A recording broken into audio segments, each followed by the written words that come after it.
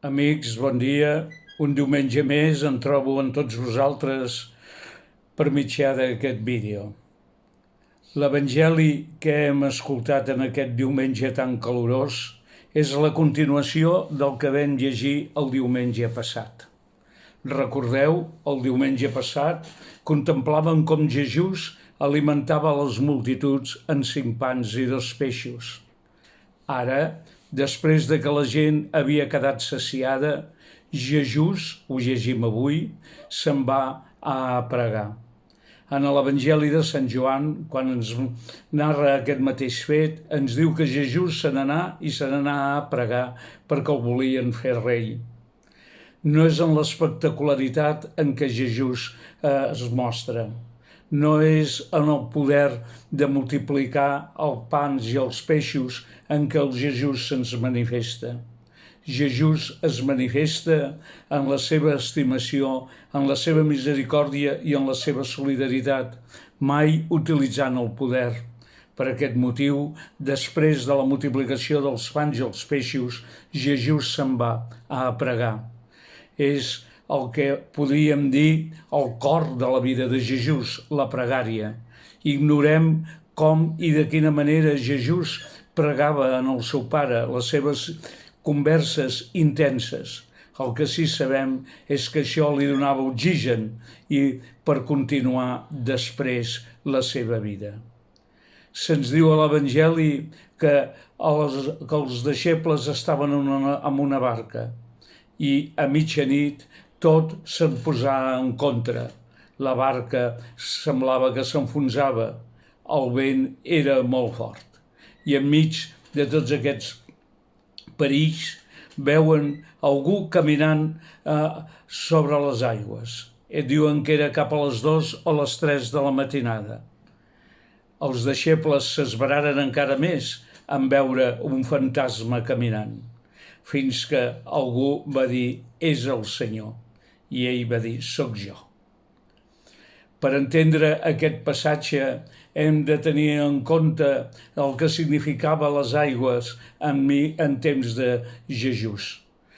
Hem de procurar sempre que l'espectacularitat del fet no ens impedeixi veure tot el contingut. En temps de Jesús, el mar era el que simbolitzava la traïció, el mal. De fet, en el llibre de l'Apocalipsi se'ns diu que quan hi haurà un temps nou, un temps en què no existirà el mal, diu, i el mar s'haurà retirat. Jesús, caminant damunt de les aigües, ens diu que ell domina el mal. De fet, és una escena que ens ha de recordar el que passarà mesos més tard, en la seva resurrecció. Jesús, caminant damunt de les aigües, ens diu que ell és el ressuscitat que ha dominat el mal. I és per això que diu, soc jo. Aquesta pregària també ens té ressò aquesta expressió, més ben dit que pregària, també té un ressò del que se'ns dirà el diumenge de Pasqua, quan s'apareixen els seus deixebles i digui que soc jo. És aleshores, en aquell moment, que Pere diu, si sou vos, deixeu que jo també vingui caminant damunt de les aigües. Pere es llença al mar, però l'evangelista ens diu que al cap de poc temps dubta i s'enfonsa. Pere ha posat al principi ha posat la seva confiança en el Senyor. És per això que pot caminar, però aviat se n'adona de les seves febleses i de la seva mediocritat. Ja no s'enfia del Senyor, sinó de les seves pròpies forces, i en aquest moment decau. També nosaltres, quan posem la nostra confiança en nosaltres mateixos, quan no creiem prou en el Senyor, quan ens sembla que són nosaltres els que ens hem de salvar i no és Déu el que ens salva, quan creiem més en la nostra pròpia iniciativa que no en l'esperança en el Déu que ha ressuscitat, quan nosaltres confiem més en els nostres plans i en les nostres idees que no pas en el que ens proposa Jesús, en aquest moment també, com Pere, ens enfonsarem enmig de la tormenta, enmig del voragin dels mals que hi ha en els nostres dies. I és aleshores quan Jesús li diu, home de poca fe, per què dubtes? També nosaltres hem de dir, per què dubtem? Per què hem de tenir por? Per què tens por? De què hem de tenir por? Si tenim a Déu al costat nostre, qui ens mancarà? Ni la pandèmia, ni la ruïna, ni tantes coses que en els nostres dies ens afligeixen no ens han de fer por, perquè el Senyor no ens abandonarà.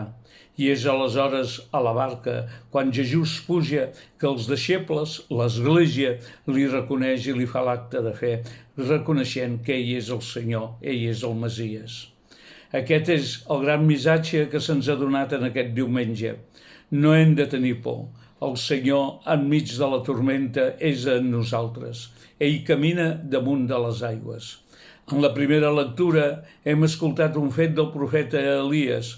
Elies ha tingut que fugir en el desert, estar en el Sinaí, aquella muntanya en què Déu es va revelar a Moisès. I és aleshores que Elies cerca i busca Déu. I a Déu el troba, no pas amb els fets espectaculars del terratrèmol, sinó que el troba en un fet senzill, en la brisa. També nosaltres, amb allò que sembla imperceptible, hem de trobar Déu. Aquest Déu que està al nostre costat. Aquest Déu que ens allibera, com va alliberar el poble d'Israel a la nit de Pasqua, quan va sortir d'Egipte per Moisès. Ara aquí, en l'Evangeli d'avui, Jesús també se'ns presenta com un nou Moisès. Recordeu, Moisès va donar de menjar a les multituds amb el manà. Ara Jesús els hi ha donat de menjar a les multituds amb el pa i el peix, que després serà el seu cos i la seva sang. Ho vam veure el diumenge passat. Moisès va dividir les aigües perquè el poble es pogués salvar. Ara Jesús camina damunt de les aigües perquè nosaltres també el puguem salvar. Tant de bo el sapiguem trobar en els fets de cada dia, el sapiguem trobar en la nostra vida ordinària, el sapiguem trobar estimant els altres. Amics i amigues, que passeu tots un bon diumenge.